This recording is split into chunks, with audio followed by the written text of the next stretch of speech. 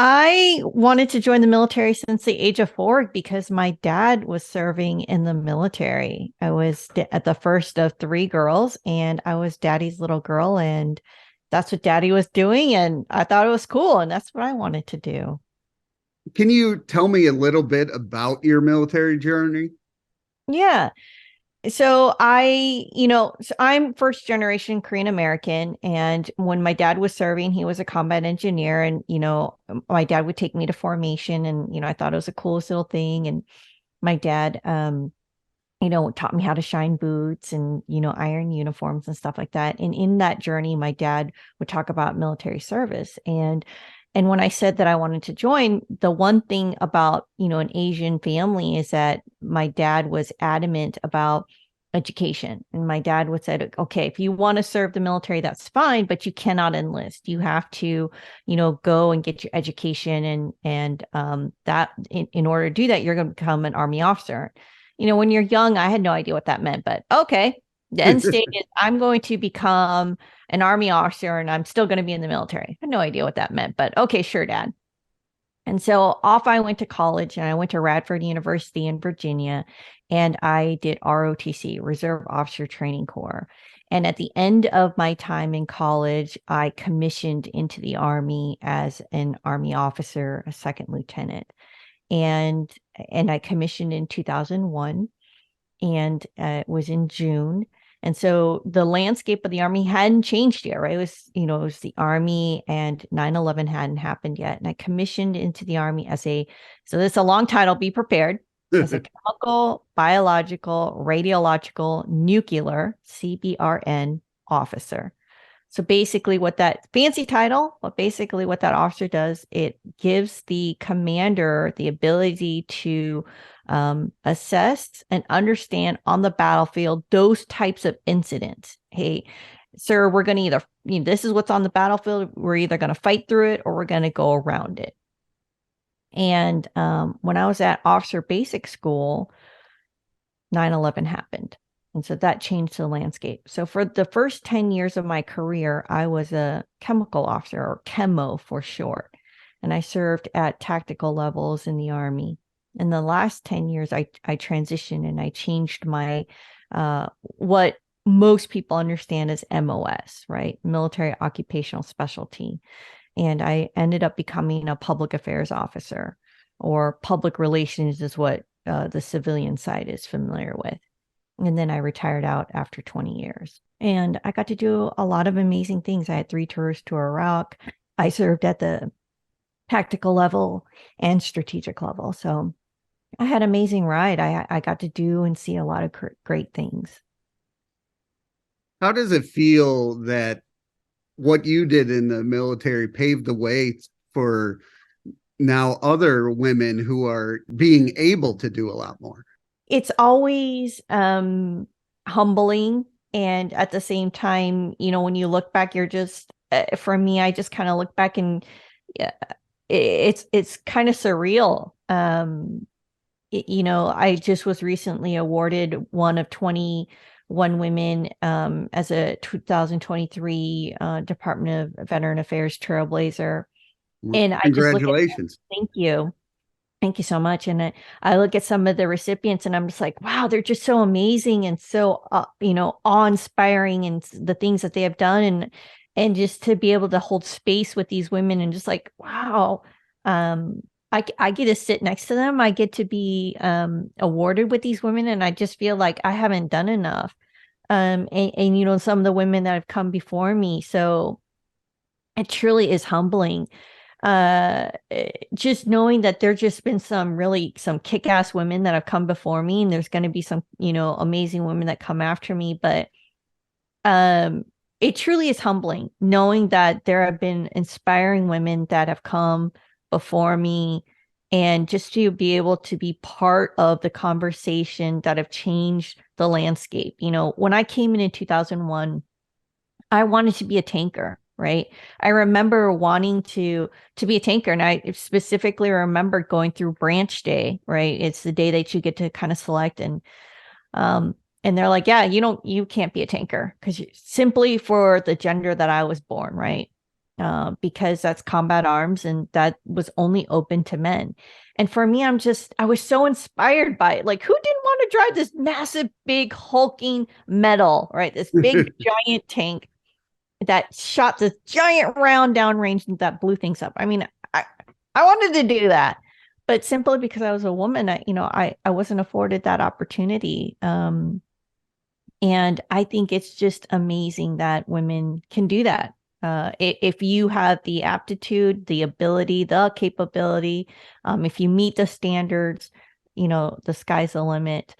But what I was able to do in my career, because I was a public affairs officer, I got to help write in the messaging um, when they're talking about the congressional changes. And so while I wasn't able to change my career and do that, I got to help write some of the messaging for the Army about those changes. And so, that's inspiring. I got to help do some messaging about changing some of the maternity and paternity leave. I was able to craft behind the scenes and be vocal about uniform changes for nursing mothers, because I understood that. I was sitting at the Pentagon. I was, a second time around mom at the time. And, the one thing that the Pentagon has is they're well equipped with nursing rooms. And, we're sitting, new moms are in there and we're pumping away. And I was talking about how I got messages from soldiers that I'd worked with before, and they were complaining about how they don't have rooms for moms down at the field level. And I was talking about this with other women in the rooms, and one of them was a nurse, and she was just like, we should change this. And we're like, yeah, we should. And we just got fired up, and we just started bonding together and just started just crafting policy in the back rooms of the Pentagon of just pushing through these initiatives of we need to change this, right? And just through that passion and that tenacity, we started working through the policy of uniform requirements and why we needed nursing rooms, and making sure that our soldiers had nursing rooms all the way down to the company level. So while, again, I didn't get to change my military occupational specialty per se, I got to help kind of craft some of the messaging along the way and do some policy changes. So for me, I think that was my little touch. Well, you said earlier that you were daddy's little girl. What are some of the things you've learned from your dad? The thing that my dad taught me very early on, and the thing that stuck with me, that was, I think, very critical in my career, because my dad was an NCO, right? Non-commissioned officer.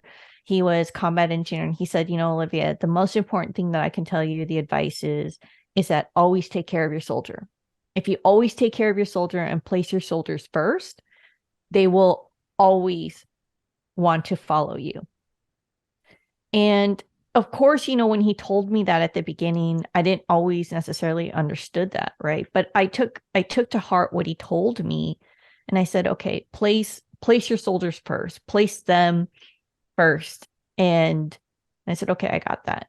And I tried to make sure that I remembered that always. And that's what I took to heart, that every decision that I made, every time that I was placed in a position to lead, that I placed them first, right? I placed their needs first, that every choice that I made was always about them. And I will say that leadership is the hardest and the most loneliest place to be. It's never about a popularity contest. And if you're making choices to be popular, then you're a wrong leader. That's the wrong type of leadership, because you are always making the best decision for the whole and not for the individual. And I always wanted to make sure that I was doing it for the best for them, placing their needs above all else and making sure that I was leading for the soldiers. And I think one of the best compliments that I ever got, especially being a woman that was in combat arms, oftentimes I was the only woman. And being a troop commander, leading an organization that a woman had never led before, I led an organization that, a woman hadn't done before. I had, some men in there that hadn't worked with women and they're quite upset with working with women. They grumbled, they were upset. They're like, oh man, we got a woman as a troop commander. This sucks. I don't want to be here. And, we ended up deploying. It was my third deployment. And I remember at the end of it, when it was all said and done, they came up to me and it's like, you know what, ma'am, you proved us wrong. You proved us wrong that women can do this. And I would go back to hell with you. And for me, that meant the world to me, that one, that they believed in me, that that they thought I was a good enough leader. And on top of that, that they thought that women were value added and capable and confident enough to be in the military and their partners, right? And that was probably one of the best feelings in the world. What are some of the things you've taken from the military, the skills you've acquired for your own company? You know, uh, for me, it's culturally going into the military was quite easy, right? My parents, part of it, because my dad was in the military, but, and I say this often, I say it jokingly, Korean Asian families are very regimented. Like my mom she's like hard charging, hardcore. So when I came into the military, I found it funny, right? The discipline, the attention to detail, to me it was easy. I'm like, this is easy, right? To be able um to come into a very structured environment was easy, right? My mom expected me to study all the time. I had a very regimented life. So that mindset was very easy. And that carried me very well through the military. And so leaving the military, that has been very helpful. Having a regimented lifestyle, being able to have discipline throughout my life, that carries well when you are, working for somebody. Because I worked for a company for almost 2 years, and then I transitioned into running my own company full time. And discipline is very important, right? To say that I'm going to wake up and sit down and get knockout work, right? When no one's looking, when there's no one breathing down your neck of getting things done, to have the discipline just to get work done. And that's an important trait. And at the same time, the military taught you integrity, right? The values.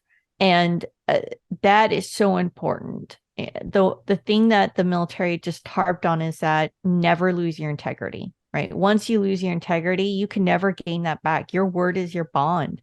And I think that is so true, especially when you're in business, right? Your integrity, your value structure, who you are, that's your reputation, that's your brand, and you never want to lose that. Um, Especially as a new company, as you're trying to build out your structure, you want people to say good things about you. You want people to say, oh yeah, I know Olivia, I know her company, I have good things to say about her. And you never want anyone to say bad things. And I think those are just some of the soft um, skills that I've learned from the military that I am so appreciative of. With the Trailblazer Award, how does it feel to be honored for your accomplishments?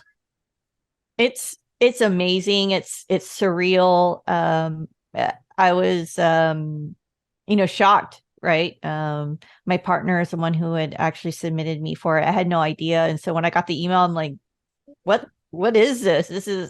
I was totally taken aback. It was so cool. The recognition ceremony will be in June. So just to just like I said, just to be part of that cohort, just to be recognized, 21 women, almost 400 applications went in. That's just, it's amazing. Because there's just so many women that are just out there doing amazing things in the community. And just to be recognized, yeah, I'm truly humbled and grateful. So, what are the things that motivate you?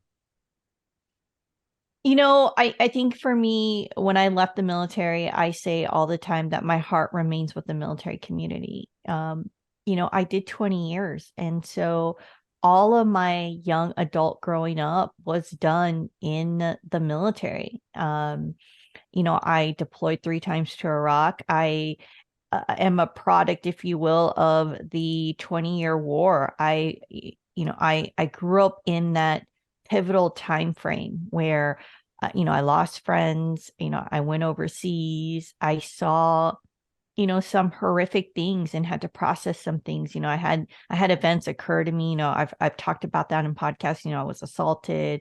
I had my own events. I've gone through some IED blasts. Things like that. And um yeah, war changes you, right? And I just look at life, I think, completely differently, but appreciate it at the same time. And when you when you look at it from that perspective, and um you kind of take a step back from that, and you look at the opportunities that have been given to you, that this is a great life that you've lived, right? I cannot help but look back and say that the military was a great opportunity, regardless of the fact that it was painted with, combat tours or not. It just was such a great exposure for me. And um, just such a, for me, it was just full of opportunity and life and learning curves that I would not change at all. I wouldn't redo it. Because there's just so many learning pieces that I got to learn and grow from. And I think that when people ask me, would you do it all over again? Would you do it differently? Is the military worth it? I would say, no, I wouldn't redo it over in any other way. Right. The military is definitely worth it. And, it's not for everybody, but I appreciate it. Where do you want to see your company in the next 3 to 5 years? For me, I want to be able to grow and scale the company because my heart is with the military community, right? Because my life has been the military for so long. And for me, it's about serving the community. And I want to be able to grow the company, to be able to tell stories, not only from my perspective, but my client's perspective. I want to be able to grow the company, to be able to share my client stories, to be able to connect the military community to the civilian community. And here's why. I don't know if a lot of people recognize this statistic. 0.45% currently serve when you add up all of the 6 branches, because now we have Space Force. Right. 0.45%. We don't even make up 1%. So let's round it up to make the math easy, because I like easy math. So 1%. So 99% of America's population does not serve. Of that 99%, 50% of that population does not know it's military, has no clue, is disconnected, does not understand the military. And even that 50% only understands the military by what they see on TV, movies, and news. So from that perspective, majority of it is from a negative perspective. Right. Because it only the American population can only understand the military from the news being sensationalized, right? And they see us as broken, right? That we are TBI, PTSD, and that we are these broken people. We're not broken. Yes, some of us have TBI and some of us have PTSD. And yes, we have mental health and we do need help in all those arenas. And we are short in mental health resources. That I am a mental health advocate for the military community. And yes, we need help in that. And yes, we need so much in that arena and we need your help. But we're not broken as discarded leftover people and that we're bad. But we've been in your communities because remember, we came from your communities to go serve. Right. And I bet you we've been in your communities, and part of your communities, you probably didn't even know it because you haven't taken the time out to ask. And with that being said, get to know the veterans in your community. And I'm appreciative of the fact that our civilian communities do say thank you. That's more than what the Vietnam veterans got. Yeah. Right. And I love that. But what my plea and my ask is, go beyond the thank you. Do more. Put your money where your mouth is. And I get a lot of pushback, but Olivia, I don't have time and I don't have money. Au contraire, but you do. And here's my pushback to that. That beer that you get on Friday night with your buddies, that latte that you get, that 5 or 10 minutes that you BS with your friends, that's where you give. Yeah. That one extra beer that you get, that one extra latte, give to a veteran resource. And see, if every single person just gives $5 or $10 or 5 or 10 minutes of their time, if every single one of us did that, think of the impact that we can do. Because again, 99% is the civilian community that's disconnected from the military community. Think of that resource and the money and the time that could be given back and how much further we can go and we can give to that population that has served. Here's the other statistic that I would want the civilian community to understand. When you ask today's recruits about why are you choosing to serve? And when you ask them, 80% of today's recruits that currently just raised their right hand, they said, I had a positive conversation about wanting to join. And you're like, yay! Well, let's peel back what that 80% is. 80% of them had a positive conversation with a family member. That family member had served. A mom, a dad, a grandma, a grandpa. Which means we are asking the same families, generation after generation after generation. So it's the same families that are serving our nation, that are constantly giving. We can't keep doing that. Mm. We must ask more from our country than the same population. And so that's what I'm driving at. Give of your time, give of your money, give of your effort. I'm not asking to give $100. I'm not asking you to give thousands. Give a few bucks. Give of your time. Make a phone call. And depending on what study you follow, it might be 44 a day. It could be 22 a day of veterans committing suicide. Yeah. And that's what I'm talking about. You don't have to be an expert, right? But I've been there. I've been there where I contemplating taking my life. And many times it's just, they just need someone to talk to walk them off that ledge. And I was a lieutenant colonel in the United States Army. In my last job, I was in the business of knowing how to exit the military. I was an expert at it. I had notoriety. People knew me by name. Companies outside the military knew me by name. I podcasted on behalf of the Army. I knew the resources. And yet, I couldn't get a resource to help me. Majority of us are type A alpha type personalities. And we have a hard time asking for help. And when I finally uttered the words help, and I started going through the Rolodex of resources that I knew. And they said, yeah, we know you, Olivia. I wish we can help. And it's not that they didn't want to help me. Yeah. They were just tapped out. They just didn't have the ability to help me. They're like, maybe in 6 months we can help you. But best case is probably a year. At that point, I didn't know if I had 6 days left in me. So I'm a lieutenant colonel in the United States Army who's a senior, and in that rank structure, that's pretty senior in the rank structure.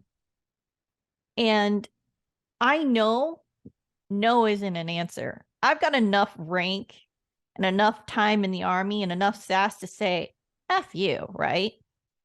But here's the thing in the military. Lieutenant colonels, we don't make up majority of the military. Majority of the military is at the E5 and below structure. They don't know that. And they're going to accept that no. And that's why we have 44 a day or 22 a day. And that to me is unacceptable. That is unacceptable to me, that somebody who is chosen to serve our country, who's crying out for help, is getting the answer of no. And that is my plea. And that is what I'm trying to get across to our community partners who don't really understand what it means to serve. And it's not that they don't want to know, it's just that you just don't necessarily understand what it means, Right. because lives are different. And that is my plea. That is my call to action to you. Give of your time, give of your resource, and understand what we're asking. We need your help. We need your donations. We need your time.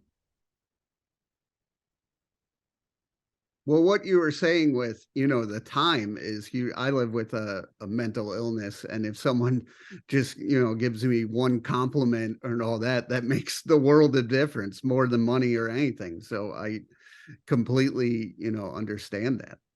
Absolutely. Right. Walk them off the ledge. Right. Yeah. And so for me, it's connecting our communities together. Right. When we connect those communities together, I truly believe we're going to be able to find the solution of driving down 22 a day to zero. And that is what my passion is all about. That is what drives me. That is what I want to see my company, 3 to 5 years, right? That Olivia Nunn Communications is about telling my clients' stories, connecting that, and that together through storytelling, through passion pieces, that we are connecting those communities, that we are truly making a difference.